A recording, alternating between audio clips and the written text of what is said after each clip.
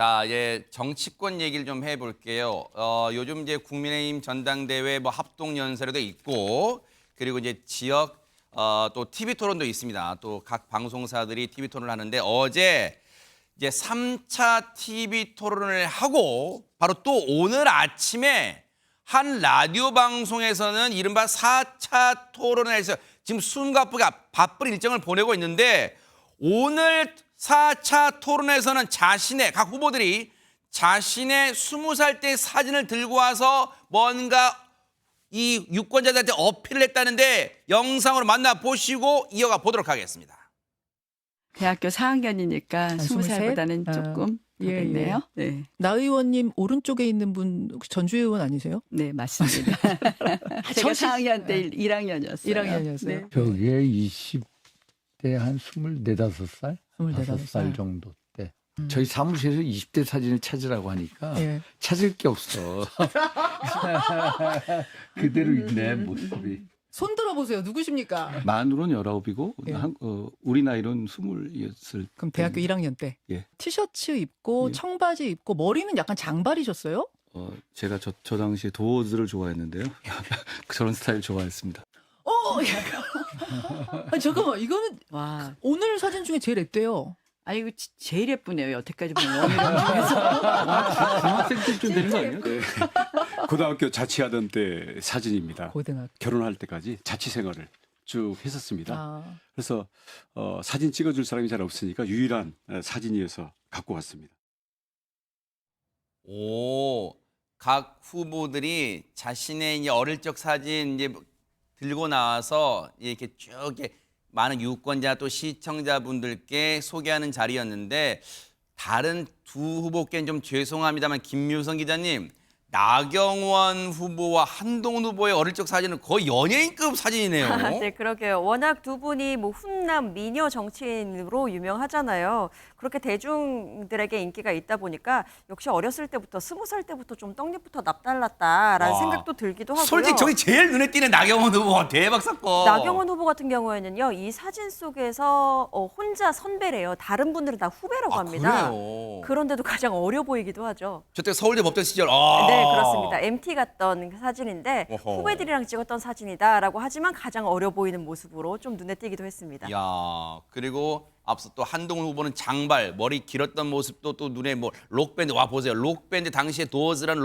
록밴드를 좋아했고 그래서 또 저런 티셔츠 입었다 뭐 그런 설명도 있는데 와, 뒤에 배경과 찰떡궁합입니다. 어쨌든 멋있는 사진인데 근데 하재근 평론가님, 나경원 후보가 이렇게 칭찬을 해줬습니다만 원희룡 후보는 야, 앳돼 보이긴 합니다만 뭔가 그 사진에서 참 고생했다 뭐 그런 것도 좀 느껴져요. 글쎄요, 뭐 사진만 봐서는 귀엽게 보이던데 되게 그래요? 막 네. 맑고 애되고 어떤 귀여운 모습. 근데 윤상현 후보고, 네네. 윤상현 후보고 네. 어떤 원희룡 후보 모습은 그 모습만 봐서는 그렇게 고생을 하고 컸을까 싶은 생각이 들 정도로 원희룡 밝아 와, 저 보이는데. 추억의 선풍기죠 보세요. 네, 그런데 사실은 저게 굉장히 고생했던 시절의 모습이라는 거예요. 네. 그러니까 원희룡 후보가 중학교 3학년 때까지 집에 전기불이 안 들어왔다고 합니다. 아. 찢어지게 가난했던 것 같은데 네. 쌀밥 구경도 제대로 못했고 아하. 고기 반찬도 거의 못 봤다는 거예요. 네. 집에 막 그 채권자가 찾아와서 부모님 막 괴롭힘 당하고 이런 모습 보면서 어렸을 때 한이 맺혔다고 하는데 아하. 중학교 때까지 집에서 그렇게 지내다가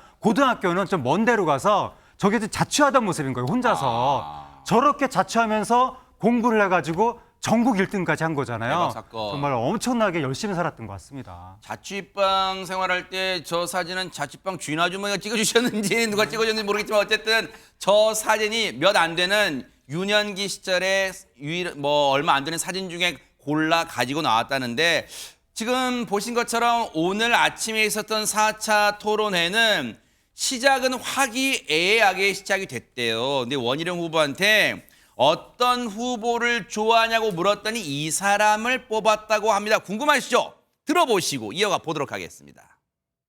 후보를 가장 좋아합니다. 한동훈 후보님. 예. 대학으로는 10년 후배고요. 우리 한나라당 때로 치면은 정치로는 25년 후배죠. 예. 또 대선 때는 같이 안 했지만 초대 내각에서 사실 뭐 건설노조라든지 전세 피해자 할 때도 같이 많이 콜라보를 했습니다. 잘 맞더라고요. 또 총선 때도 어려운 직책을 맡아서 저를 각별히 도와줬고 사실 이 전당대회 출마하기 전까지는 아무런 갈등이 없고 서로 사실은 브라더처럼 이렇게 눈빛이 좋았는데 이게 전당대회 출마로 인해서 이게 일시적일지 아니면 오래 갈지 모르겠지만 이게 서로 인생의 이 뭐랄까요 갈림길에서 또 우리 당의 위기 상황에서 이건 도저히 제가 이해가 안 되고 납득이 안 되기 때문에 좀 일시 긴장 관계에 있습니다만은 잘 풀렸으면 좋겠습니다. 일시 맞습니까, 한동훈 후보님? 일시여야죠. 그럼요. 그럼요. 자, TV 토론에 나왔던 표현을 패러디해서 이수정 교수님께 여쭤볼게요. 자, 원희룡 후보가 가장 좋아하는 후보가 한동훈 후보가 맞다는 게 진심이다. Yes or no? 세모 정도 될 것 같은데요. 세모. 현재로서는 네. 뭐 희망사항은 이제 동그라미였으면 좋겠다 이런 네. 얘기인데 지금은 둘 간의 경쟁이 너무 심해가지고 보는 사람이 안타까울 지경입니다. 부디 좀 적당히 하셨으면 좋겠고 오늘 이런 토론이 그 지금 4차잖아요. 한 뭐 2차 정도에 이미 이렇게 화기애애한 분위기가 좀 형성이 됐었으면은 이 지경이 됐을까 하는 안타까움이 있습니다. 아하, 그러니까요. 사실 이제 뭐 여러분도 아시겠지만 오죽하면 당 선관위와 윤리위에서도 이제 경고를 날렸겠어요. 두 후보한테, 특히 두 후보한테. 그런데 이렇게 화해 제스처를 내민 원희룡 후보 그리고 또 한동훈 후보 이게 오래 갔을까요? 어땠을까요? 궁금하시죠? 더 보시고 이어가 보도록 하겠습니다. 왜 70일 동안 단 한 번의 전화 소통도 없었고 비공식적인 식사 제의가 추가적으로 2번 이상 있었음에도 불구하고 다 거절했을까?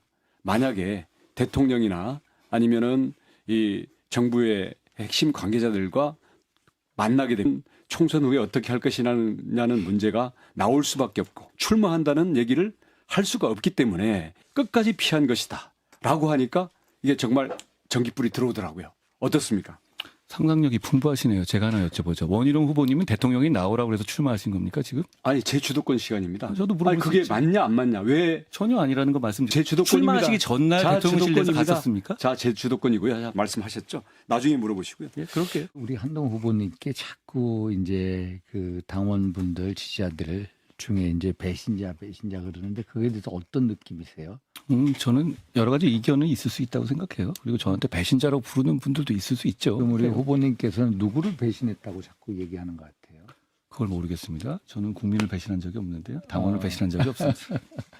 형사 기소하셨습니까? 아닙니까? 당무 개입이라는 그거 것을. 저한테 물어보실 일은 아닌 것 같아요. 아니, 네. 아니 유죄 그- 판결이 났죠. 아니 유죄 판결이 났죠. 이렇게 기소를 말씀드리죠. 했으니까 유죄 판결이 나죠. 판결이 기소 났죠. 담당 검사 아니셨습니까? 왜 본인한테 불리한 거 답을 안 하십니까? 말장난을 하시네요. 아니 그걸 말장난이라고요? 예, 예. 이건 토론의 올바른 태도가 아니시죠. 말장난이라뇨. 너무 가르치려고 하지 마시고요. 아니 가르친 게 아니라 제가 질문을 하잖아요. 나 의원님께서 저에게 본인의 그 패스트트랙 사건 공소 취소에다가 부탁하신 적 있으시죠?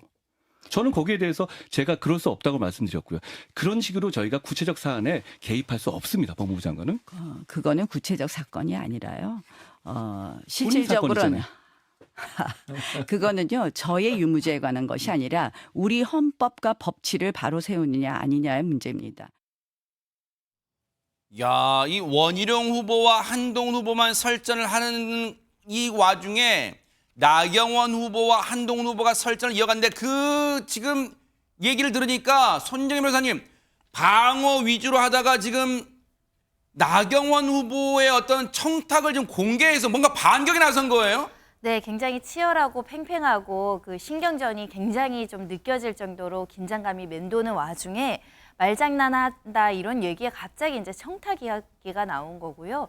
이거는 이제 시기를 거꾸로 가시면 국회 선진화법이라고 해서 국회의원들이 하도 국회에서 싸우니까 폭력을 쓰면 엄격하게 처벌하겠다라고 국회 선진화법이 개정된 이후에 패스트트랙 사건으로 저렇게 지금 몸싸움이 발생했을 때 여야를 막론하고 국회의원 수십 명이 수사받고 또 수십 명이 기소됐던 사건이고요. 아직 4년 동안 1심 선고도 나오지 않은 사건입니다. 네.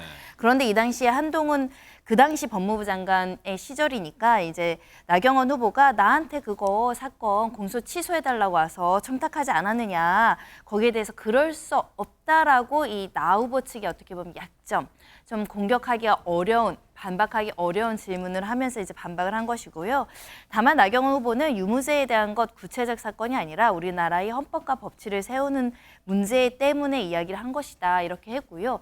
또 이게 약간 부정한 청탁으로 그 해석될 여지가 굉장히 다분히 있다 보니 오늘 토론회 직후에는 SNS에 직접 글을 올려서요. 이 패스트트랙 공소 문제는 정치의 사법화는 바람직하지 않다라는 차원의 충언을 전달했을 뿐이다라는 취지로 해명을 올렸고 그러면서도 나아가서 한 후보의 입이 우리 당 최대 리스크다라고 또 반격을 했습니다. 이수정 교수님, 모르긴 몰라도 지금의 국민의힘 전당대회를 바라보는 상대방, 상대당, 더불어민주당 입장에서는 표정 관리는 하겠습니다만, 야, 이거는 그냥 뭐 우리가 손 안 대고 코 푸는 격이다. 아주 저기가 그냥 아주 자중질환이구나. 그냥 쾌재를 부를까요? 어떻습니까? 그럴 것 같습니다. 제가 볼 때는 온 국민이 다 보기가 딱할 정도로 너무 이제 네 분 비슷하게 이제 싸우다 보니까 사실 시청을 잘 안 하세요. 시청률이 좋은 곳은 민주당이 아닌가 싶습니다. 하도 많은 지금 논쟁이 뭐 근거 없는 논쟁이 마구 쏟아져 나오니까 이 중에 뭐라도 이제 문제를 삼으면 문제를 삼을 것들이 많지 않겠느냐 하는 상대방 당의 먹잇감이 결국은 될 수밖에 없는 얘기들을 어떻게 저렇게 저분들은 어떻게 보면 제가 볼 땐 좀 무책임하게 느껴지기도 하는데요. 저렇게 말씀들을 하시는지 그냥 보는 사람 입장에서도 그냥 조마조마하기 짝이 없습니다. 그러다 보니까 지금 오늘이 17일이잖아요. 23일 날이 전당대회니까 일주일도 안 남았어요. 과연 전당대회에서 누가 당 대표가 되든 금세 아무 일도 없었던 것처럼 화합이 될까요? 원팀이 될까요? 글쎄요. 많은 분들이 갸우뚱하시지 않을까 그런 생각해 봅니다.